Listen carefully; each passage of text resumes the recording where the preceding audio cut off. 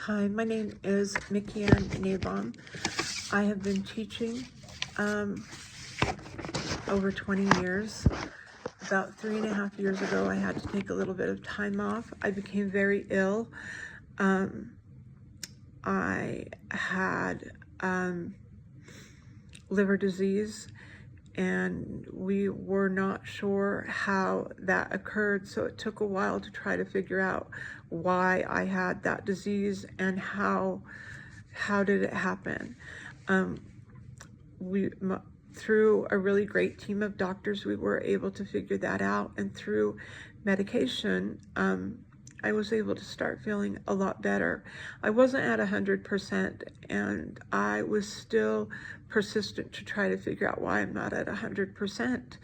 And after a few tests, my doctor explained that I'm very low on red blood cells, and my hemoglobins just were not reproducing. And after a bone marrow biopsy, they learned that my folic acid was undetectable.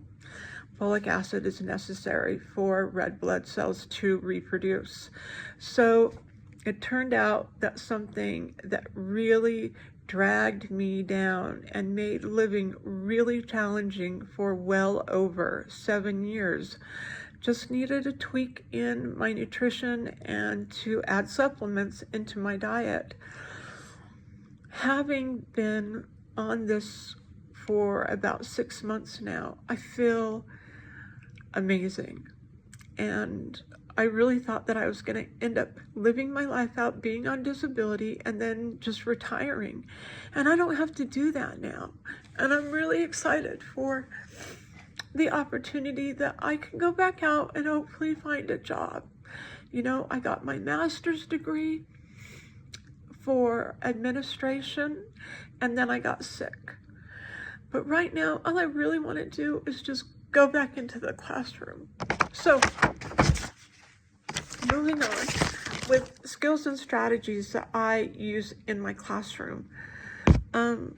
I use research-based strategies to actively engage my students in learning by making lessons interactive, relevant, and student-centered. I incorporate active learning through discussions, collaborative group work, project-based tasks that require students to think critically and communicate their ideas, which deepens understanding and keeps students intellectually involved. I use formative feedback to guide growth and ensure students know their progress and the next steps. I also differentiate instruction and scaffold learning so every student feels supported. I think that's really important. And so they feel supported and challenged at their appropriate level. With me as their educator, students will benefit from a positive, inclusive classroom where they build confidence, develop literacy, critical thinking skills, and become active lifelong learners. As far as assessment, I use assessment as a continuous tool to improve student learning outcomes. I regularly gather and analyze data from formative and summative assessments in order to tailor my instruction to students' needs. Assessment data helps me identify learning gaps and trends so I can adjust student pacing. Reteaching concepts from small groups for targeted support and provide timely, meaningful feedback that guides students towards mastery of English language arts skills. When students engage with assessment results through self-assessments or reflection, they also develop ownership of their learning and understand what they need to work on next, increasing engagement and achievement. For example, In a past unit on literary analysis, I used exit tickets to gauge students' ability to cite evidence and explain its connection to a theme. When the data revealed that many of the students could identify evidence but struggled with explaining the relevance, I adjusted my instruction by modeling text analysis.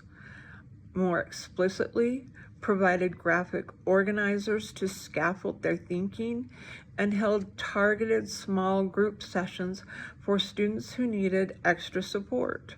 As a result, student performance on the unit's writing assessment improved significantly, with more students demonstrating deeper analytical writing than they had on the initial formative assessment. This use of assessment data allowed me to respond promptly to student needs and directly improve their learning outcomes.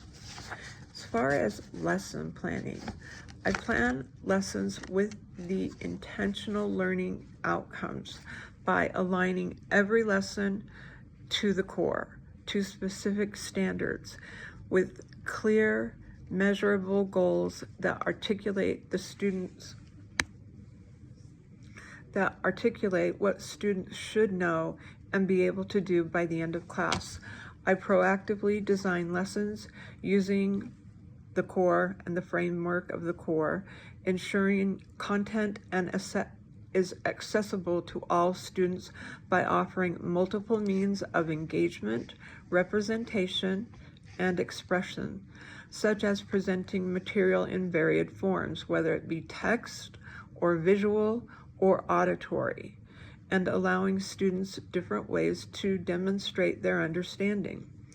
This helps remove barriers to learning and meet diverse needs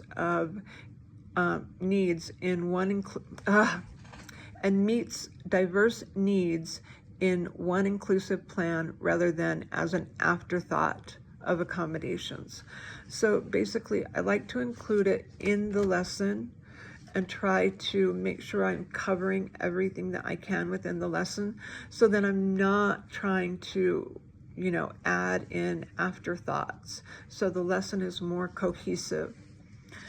I also incorporate differentiated instruction by adjusting tasks, grouping strategies, and support so that students at varying levels of readiness and background can access essential learning while still being challenged appropriately. This might include flexible small groups, tiered activities, choice menus, or scaffolded supports based on ongoing formative assessment data. By planning lessons this way, all students benefit because instruction is clear, purposeful, and responsive to individual strengths and needs, which promotes engagement, deepens understanding, and leads to improved learning outcomes. Thank you for your time.